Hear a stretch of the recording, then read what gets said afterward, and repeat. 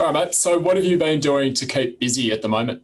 For me, luckily, I've got three kids at home, and we've got a training program which we're sticking to, and the guys have been fantastic at trying to keep connected and do a lot of these Zoom calls. But for me, I've turned basically into a bit of a school teacher. But we are lucky that majority of the time, with our off seasons and our Christmas breaks, the kids just feel like it's a bit of that period for us at home. So Dad's home a bit more often than usual. So what's harder, training or looking after the kids? Well, tough question. Definitely looking after the kids. I certainly got a lot of. I've got a very very supportive wife, I'll tell you that much. But we're doing really well at home. We're having a ball, and the kids have been fantastic. But the training as well has been pretty solid. We've obviously, with the uncertainty about when the return will be, we've got to keep the training right up there, and the guys have been doing really well with that so far. So it's really pleasing. Have you spoken with your wife and your family about these quarantine hubs and what could happen? We actually haven't had too much dialogue about it, to be honest. We've tried not to talk too much about the situation or the innuendo that's out there at the moment. We just focus on what we can control at home, and that's enjoying our time together here. And I know it sounds probably pretty corny, but to be honest, that's exactly what we're doing. We're appreciating what I've got at home at the moment, and we're enjoying our time together. So speculation about what we might and might not do, I think it's just basically wasting our time. So how do you think your wife would go if you were away for a few months or a few weeks in a row? Look, I'm not even going to speculate on what that would be because, we don't even know what the go is there. So until that becomes reality, I'll ask her then. And just one more from me before I hand over to someone else. Patrick Dangerfield has come in for a bit of heat. How do you feel about what he's been having to cop recently? I think as a playing group and a current player in the league at the moment, we couldn't have a better representative in Pat being the president of the PA, and he's being outstanding and is a voice for all of the players, and certainly echoes the opinion of everyone. And we're certainly rapt that he's in the position and willing to say those things that he does and put the best interest of everyone first. So I know everyone's rapt that he basically is who he is, and any way I can support him, I will. Hey Tommy. Mate, are you guys you still doing your best to get together as a leadership group? And the five of you, what have you been telling the boys? Yeah, I mean, similar to this platform, we've been tapping into some Zoom meetings and some FaceTimes and catching up in the interactive world we are living in at the moment. But it's actually been fantastic about how much the guys been willing to engage in these platforms and help each other out. And in times like this, it's knowing you've got support of each other, and the guys are helping each other out with their training, but also just things to keep themselves sane at home. And it's actually been really enjoyable, and we're coming closer as a group. So hopefully that can continue. I know it'll be a little bit of a roller coaster for guys with how it'll ebb and flow with how much longer we obviously are self-isolated, but certainly the engagement thus far has been really good. How much of a premium does that put on you guys as leaders? I mean, really, no one really saw this coming, and you're doing it in a far different capacity than what you normally would. What sort of qualities do you feel like it's helping with, and what are the key components in getting your leadership message across when you can't really see guys? Oh, look, I think we're as a whole playing group and as a football department with the coaches as well. We're our mantra as such is to put others first and and think about your teammates and your team of coaches we've got at the club. And I think we do a wonderful job at that. I mean, it's not necessarily always the leaders which have to push that.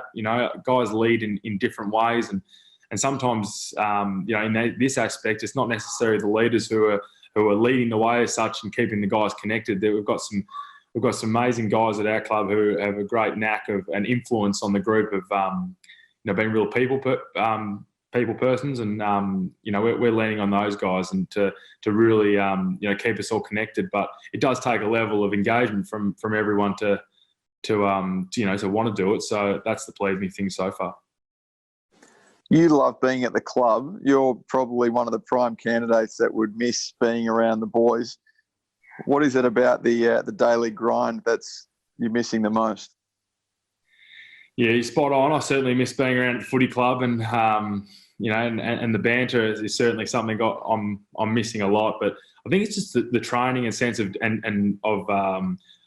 achieving or accomplishing something as a group and working our way through that as a team. I certainly am wrapped that I'm playing a team sport, and I'm starting to get a little bit of a sense of what it would be like if I was to play an individual sport, like as such a tennis player or a golfer or something like that, who obviously has to do all the training by themselves and basically just be an individual athlete. But I am super fortunate that I'm a part of a team, and once you get accustomed to being a part of a team, and you get that taken away from you, it's obviously not too pleasing. So the quicker we can get back, the better. Fair. Certainly. Can I just ask on that? Does that mean that when you do come back, in terms of loving the boys and loving being in a team environment, can you see it being different? Can you see everyone sort of taking it less for granted and really just loving every second that they might not have previously?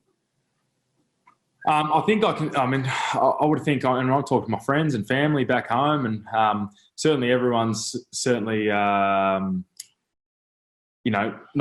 thinking about what's going to happen once all the restrictions or sort of lift a little bit or get a lot less strict. But I've never taken playing AFL footy for granted, and certainly am very lucky to do what I do. And I think the majority of the guys at the footy club are the exact same. They certainly love what they do, and that's why they perform at training and engage themselves at the club as much as they do, because they love what they do. And if they didn't, then it's too hard to stay in the system for long enough if you didn't.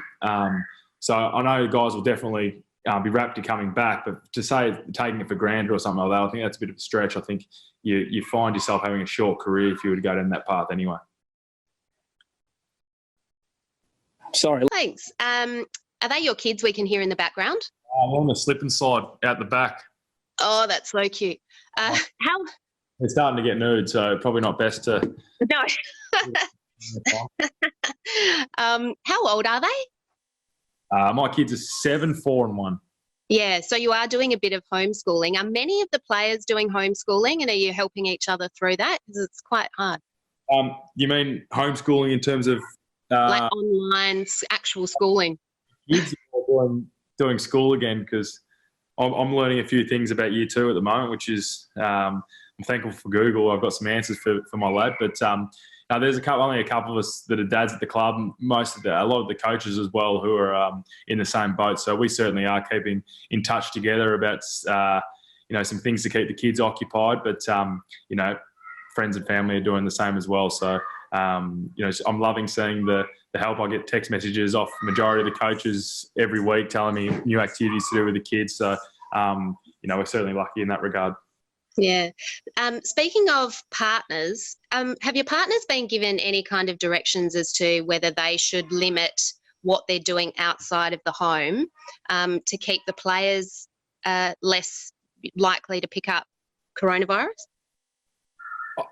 Not any different to any person basically who's dealing with the same, following the same guidelines given to us by the government. So we're doing the best we can to stay at home and limit the spread. And, our partners, our friends, and our families are obviously are doing the same. So I think the best thing we can do is at the moment stay at home and listen to the experts on what's best for the country and the state. And, the number seems to be, on heading in the right track. But the noise is at the moment that there's a lot more to play out, and we'll just have to play our role in that.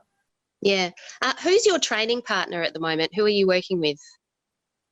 Chopping and changing a little bit, actually, but it depends. If I feel good in the morning, then I'll pick someone like Sloaney who I can have to chase around. But if I'm not feeling good, I might pick someone lesser running ilk, which I won't go down that path. But that's pretty remote.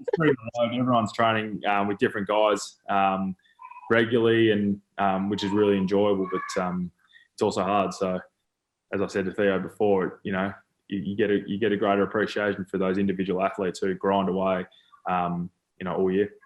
Yeah. Can I just ask one more based on that? I'll just keep piggybacking on the back of everyone's questions. Obviously, you had a little run the other day, I saw, with the Crouch boys. Is there an opportunity in a time like this? I know in pre-season you wouldn't necessarily run next to them. You'd run with the group of people that you've been assigned to and their similar fitness. Is there an opportunity for you to actually come back in a better shape by pushing yourself with these lads every second day?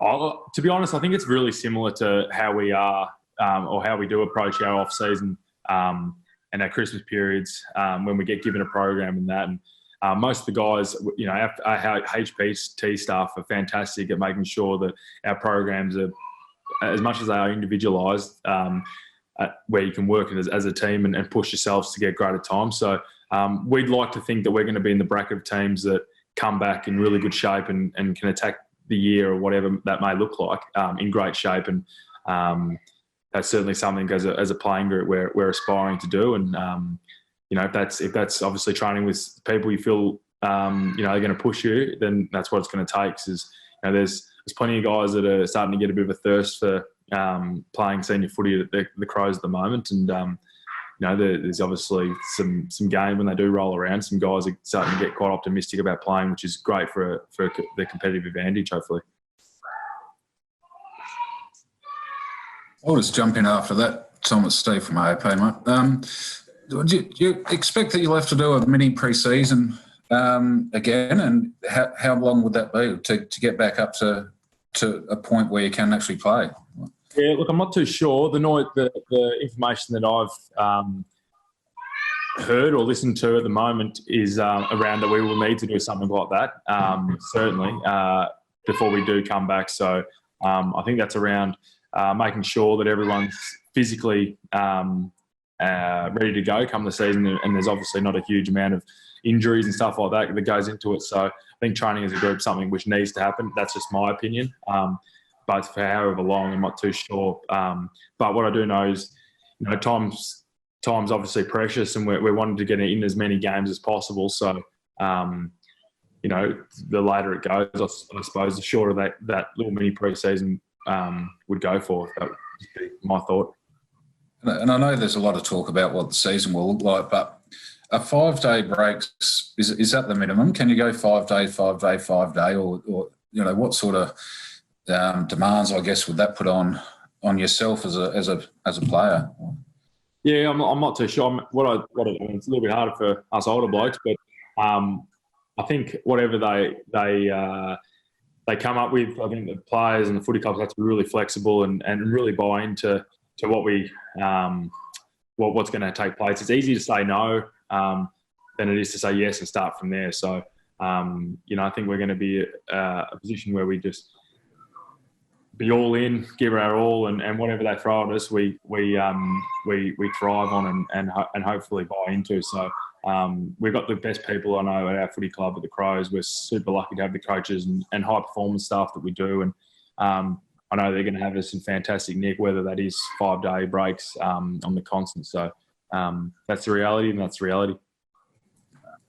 Thank you. Tommy Neil Cross. Just a couple of things. You talked a little bit about it, but I just want to know, there was a lot of talk, obviously, after last season about culture, and you said your mantra's been reinforced, but is this isolation and the communication you have to have, is that reinforcing that culture, that you're building that quality among yourselves? I think so. I think in general, I mean, I'm learning from my parents. We're getting parcels arrive at the door for the kids most days, and it's easy to be kind. And I think, and I know, that I'm at a footy club with a number of people who are super kind and have great hearts and think about others and put others first. So I'm really enjoying being at a footy club like that, and also at a time like this can really see that shining through. But in everyone in society, I think I'm seeing so many things on social media from plenty of people, and thinking of others and giving up their time for whatever. So we can learn a lot from each other in society and look after one another. Just a couple of things related that I've been asked by one of our national programs to put forward. One that comes to mind is, have you got a future career in teaching, or is this just a one-off for you? Yeah, in terms of looking after kids? Yeah. Yeah, I'm already thinking about long service leave, to be brutally honest. Fair enough. The other thing is, what are you finding toughest in this whole thing? And again, they're looking for answers like what you just gave, which is a sort of, feel free to pop something in there. What are you finding toughest?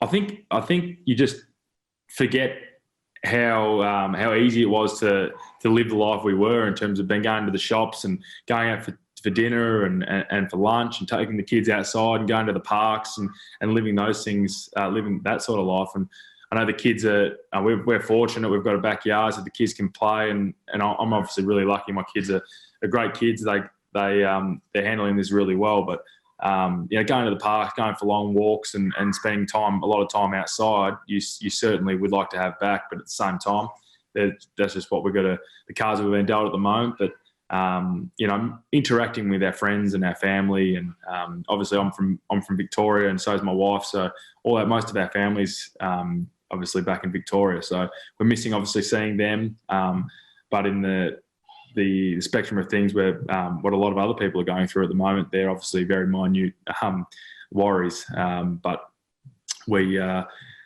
all we can do at the moment is just adhere to the rules and the guidelines and do our best. And when they do come back, I'm hoping this is going to be one of the best Christmases that we certainly have had together as a family in a long time. Okay, last one. When it's over, what can't you wait to do? When it's over, what can't I wait to do? Probably go to Gaucho's for a steak. I certainly want to see my mum and dad and my family again, but also just play footy. Can't wait to get back to the footy club and see all the people and the people that make the footy club tick. And I'll tell you what, it was interesting playing footy in that round one with no crowd. And I've seen some photos lately of the media department put up on the social media, and seeing the fans in the background. I can't wait to play footy in front of the fans again and seeing everyone with a smile on their face. So that probably leads the way at the moment. Can you believe the stress release that footy presents in that respect? That that's the culmination of what you're doing. So is that what it provides for you? Maybe I'm not too sure. I know that sport in general obviously is well missed at the moment all around the world. That everyone's seeing a lot of content of past games and events that are going on. But I can't wait to get back and play football. I certainly know that when that day does come, hopefully the fans are going to be not far behind us as well in joining us at games. So that'll be something which we're looking forward to. Lynchy, just off the back of Steve's question about the structure of the games and whether you could have breaks, the shorter breaks in between. Did you find the shortened quarters and the extended breaks of the round one, were they enough, or would you like to see increased interchange? Are there other provisions that the game should make for when you're going to have to cram some of these fixtures in? I certainly felt, that I recovered better, and from that game, obviously with the reduced time and the extended breaks, guys certainly did say that they recovered quicker, and it seemed about right. So I'm not sure what the future holds for those that game time or anything, but it certainly did help in being able to play not too long after. And lastly, did you do you think fitness capacity, how much the break will cost you guys? It's obviously hard to put a percentage or a number on it, but how much do you think it will cost you in terms of fitness and in terms of touch and being used to the pace of the game? Where do you think you'll be at when you come back? I'm not too sure. I'm not too sure an exact number. As I said earlier, on the teams that really utilise it and thrive in this period of time are the ones that are going to come out of it. I think the best. And what I do know is Nixie and his staff and the footy guys are really invested in obviously helping us as much as they can. And we're super lucky that we've got those guys on board, and the players are really engaged. So I know that at the moment we're all in. We can't wait for footy to come back.